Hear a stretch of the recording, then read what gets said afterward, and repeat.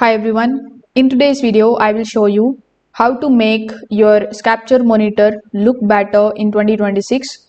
Now if your screen looks too dull, too bright or the colors don't seem right, adjusting a few simple settings can greatly improve the picture quality for gaming, work or watching the videos. For that, first of all, you need to locate the menu button on your Sceptre monitor.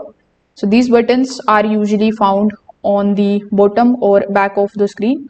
So in this particular model, it is in the back of the screen. So among these, the first option would be of the menu button with M.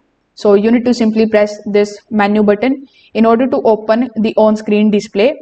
Now this menu allows you to adjust the brightness, the contrast, the color settings and the gaming features. So as you can see, you are going to see these types of options. You will also see the bottom up and the left and the right options there. So first of all, you need to select the option of brightness.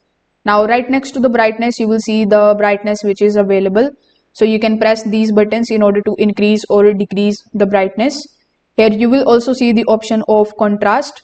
So after selecting the contrast, you can also increase or decrease it slightly. After doing this, most of the Sceptre monitor included the preset picture modes such as standard, movie, FPS or the user mode. So you will find the picture mode over here.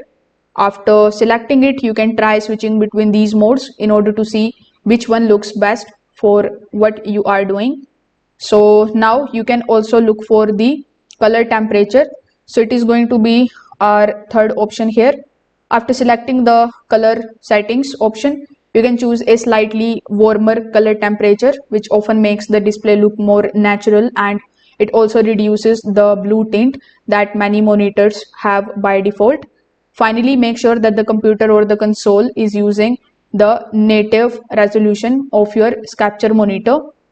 So if this video helped you out, make sure that you like this video and subscribe to the channel. Thanks for watching.